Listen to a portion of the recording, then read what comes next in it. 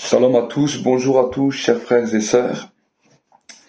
C'est avec une profonde tristesse et un profond regret que je vais vous annoncer le décès du pasteur David Junkicho.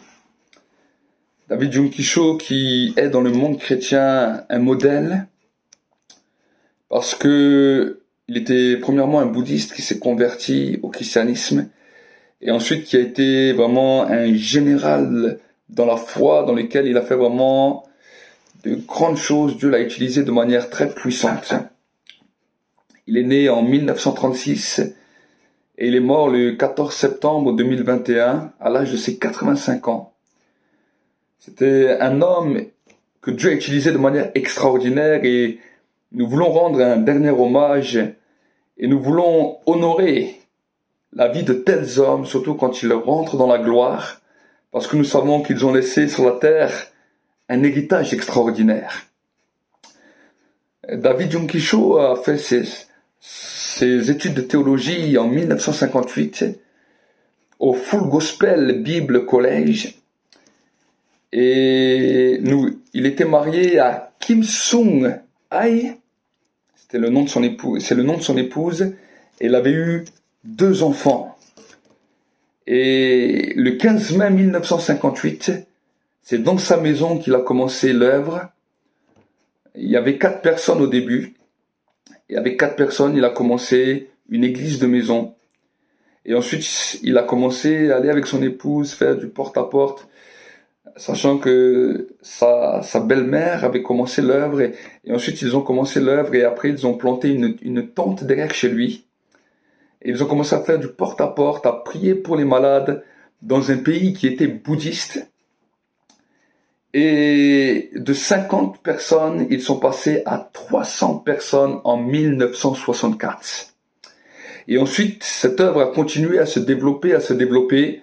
En 1968, ils se sont trouvés de 3000 personnes à 8000 personnes. En 1973, ils sont passés de 8000 membres à 12 000 membres.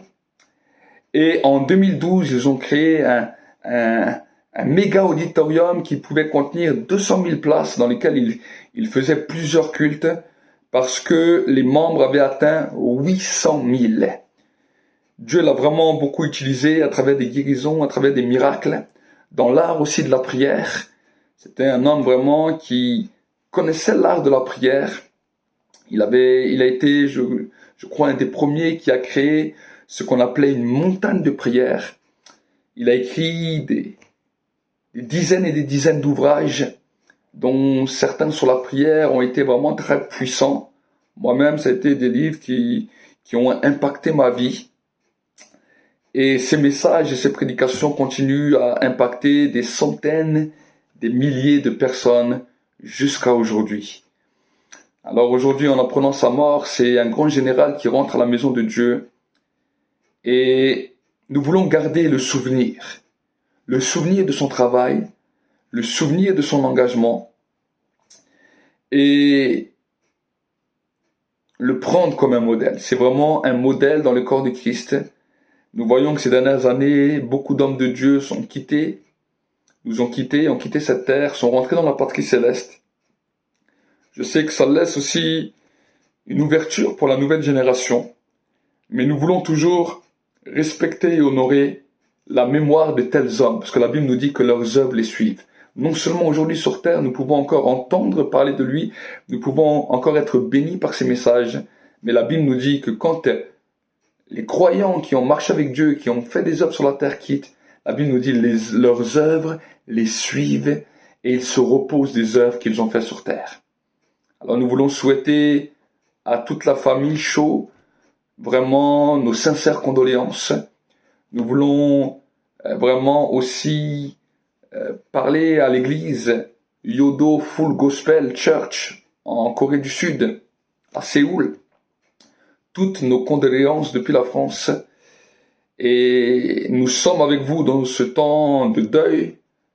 Et nous voulons aussi honorer tout le travail qui a été fait, non seulement en Corée du Sud, mais à travers le monde. Je sais que le docteur Junkicho avait des enfants spirituels à travers le monde que l'impact des cellules a été parti de là-bas, les dimensions du plein évangile sont parties de là-bas, vraiment, il a pu vraiment impacter un nombre incalculable de serviteurs à travers le monde.